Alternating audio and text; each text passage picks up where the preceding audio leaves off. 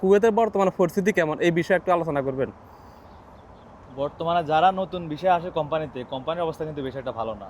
আপনি ফ্রি বিষয়ে আসলেই আপনার যদি আহলি বিষয়ে আসেন, তাহলে যদি আপনার কোনো কাজ কাম জানা থাকে তাহলে আপনার জন্য ভালো। আছে, যেমন ড্রাইভার আছে, তারপরে হচ্ছে আপনার ইলেকট্রিশিয়ান আছে।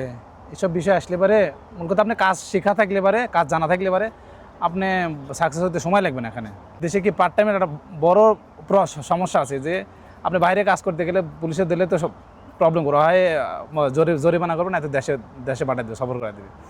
তবে আমার মতে 12 লক্ষ টাকা দিয়ে 11 লক্ষ টাকা দিয়ে না আসাই ভালো। তোমার মতে কি বলে? আর এটাই 11 লাখ টাকা দিয়ে কুয়েতে না আসে আমার মনে হয় যেন 15 লাখ টাকা দিয়ে ইউরোপ চলে যাওয়াটা ভালো। ইউরোপ। আসসালামু আলাইকুম। ওয়ালাইকুম আসসালাম। আসসালাম। কেমন আছেন ভাই? আলহামদুলিল্লাহ ভালো। ভালো আছি ভাই। ভাইজানের দেশের বাড়ি কোন জায়গায়?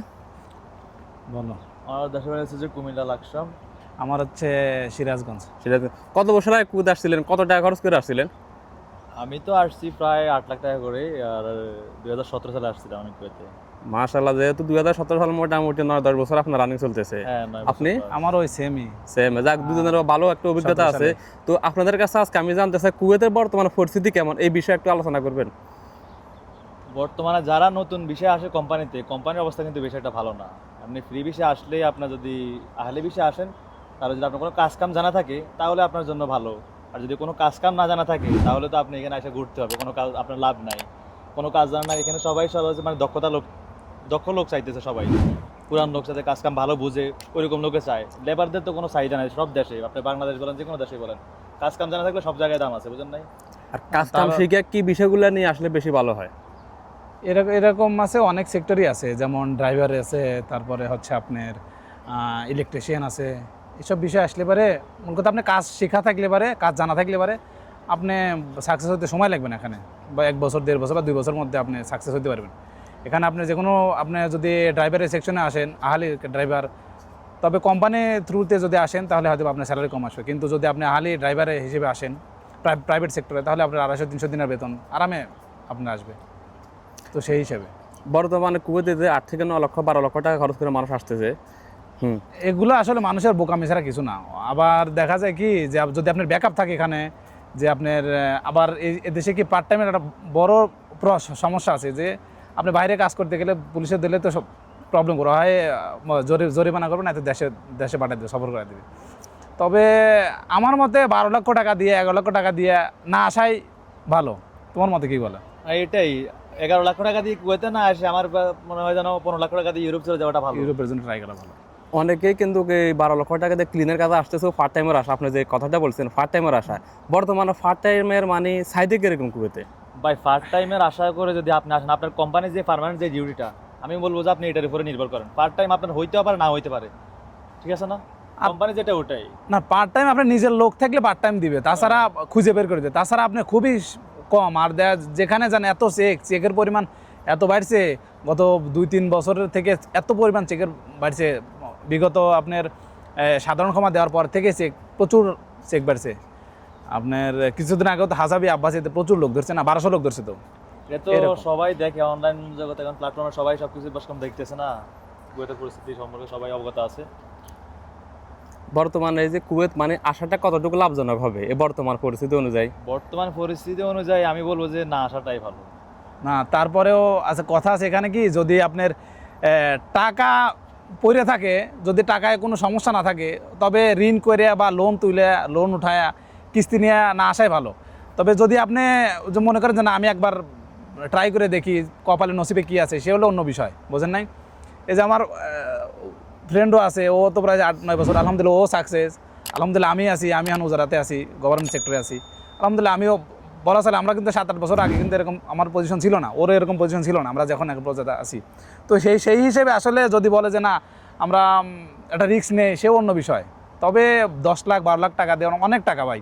12 লাখ টাকা যদি আপনি ধরেন 1 ব্যাগ টাকা হয়, অনেক টাকা। এত টাকাতে রিস্ক না নেওয়া ভালো। আর একটা জিনিস হচ্ছে যে কাজ কাম জানা থাকলে, যেমন আপনার ভাষাটা কোনো ফ্যাক্ট না, আপনি কাজ কাম যদি আপনি ধরেন গাড়ির মেকানিক আপনি হন, তাহলে মেকানিকের বেতন এখন বর্তমানে কুয়েতে আপনি 300-350 টাকা আছে।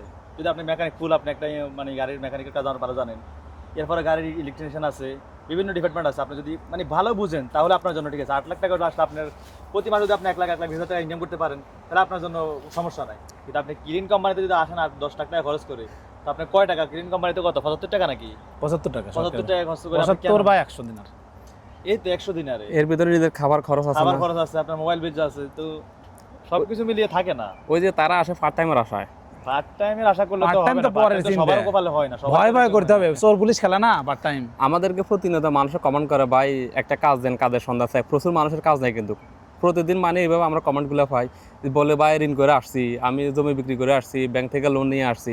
আসলে এই ব্যাপারে কিছু বলবেন যে ব্যাংক থেকে লোন নিয়ে জমি বিক্রি করে কুয়েত আসাটা কতটুকু যুক্তিগত? না না, একদমই না। আমি বললাম না যে টাকা যদি আপনার পড়ে থাকে, আপনার যদি সংসারে টাকা না দিতে হয় বা ফ্যামিলিতে টাকা না দিতে হয়, তাহলে ঠিক আছে, আপনি আসতে পারেন 6 লাখ 7 লাখ টাকা দিয়ে কোম্পানিতে আসতে পারেন। 100 দিনের বেতন পাইলেন, 20,000 খরচ হলে 20,000 বাড়াতে হলে সে বলে এমন হতে। কিন্তু আপনি ঋণ করে আসবেন, লোন তুলে আসবেন, কিস্তির জ্বালা, এটাতে আসা একদমই না। লাস্টে আপনি এদিকে যেতে পারবেন না, ওদিকে যেতে পারবেন না, যে গলার মধ্যে আটকে থাকবে কাটা, গিলতে পারবেন না, আপনি বাহির করতে পারবেন, এই অবস্থা। পরবর্তী দেখা যাবে 12 লক্ষ টাকা তুলতে আপনার 4-5 বছর লেগে গেছে। 4-5 বছর কি অনেক দিন লেগে যাবে। 4 বছর আপনি 20,000 করে যদি মাসে সেভ করেন, তো হিসাব করেন 12 লাখ টাকা তুলতে কতদিন লাগে। আমাদের পরিচিত অনেক লোক আছে 7-8 বছর হয়ে গেছে এখনো দেখা যাইতে পারেনি, এবং বছর শেষে আবার কোম্পানির আকামার খরচ আছে, হ্যাঁ, ওগুলো দিতে হয়। কোম্পানি কিন্তু আকামার টাকা নিতেছে 75 দিনের না, হ্যাঁ। হ্যাঁ 75 দিনের করে আকামার টাকা নিতে এখন 120 120 ডাবল করছে। তাহলে দেখেন, আপনি কোম্পানির কাজ করবেন, আবার কোম্পানি আপনার থেকে আকামার টাকা কাটবে, প্রতি বছর টাকা নেবে। এক মাসের টাকা তো কোম্পানি নিয়ে যাচ্ছে আপনার। অবশ্যই। তো নতুন যারা আসতে চায় তাদের উদ্দেশ্যে কিছু একটা পরামর্শ দেন বাস। যদি ভিসা হয়ে থাকে তাহলে তো আর কিছু বলার নাই, কারণ টাকা তো আপনার আসতে হবে। আর যদি ভিসা না হয়ে থাকে তাহলে এই 10 লাখ টাকা 12 লাখ টাকা দিয়ে অন্য কোনো দেশে আপনি দেখেন, যদি আপনি 6 লাখ টাকা দিয়ে মালয়েশিয়াতে যান, হ্যাঁ, এর চাইতে ভালো বেতনে চাকরি পাবেন না। 40,000 50,000 টাকা।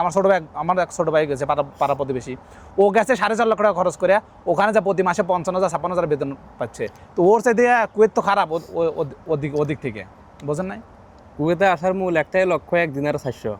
না, এইটা তো দেখলে হবে না ভাই। 400 যদি হয়, এখন আপনার বেতন তো আর 400 দিবেন আপনার। বেতন তো আর আপনার 400 দিব ওইটা কেউ চিন্তা করে না ভাই। না না, ওইটা ওইটা চিন্তা যারা করে না, তারাই তো এসে এখানে মাধ্যমে অবস্থা দিচ্ছে, বুঝেন না? ওই একে 400 চিন্তা করে মনে করে যদি 300 টাকা বেতন পাই এরকম, কিন্তু 300 তো আপনার বেতন দিবে না। 300 দিবে আপনাকে, যদি আপনার কাজ জানা থাকতে হবে। মনে করেন যে আপনি যেখানে কাজ করতেছেন ওখানে ওরা আপনারা চাইতেছে, তাহলে আপনার চাহিদা আছে এখানে, বুঝেন নাই? তারপরে যে মনে করেন যে আপনার টাকা ওইরকম ভাবে সেভ করতে ভাই, পারেন। বিদেশ হলো পরিশ্রমী মানুষের জন্য, অলস মানুষের জন্য বিদেশ না।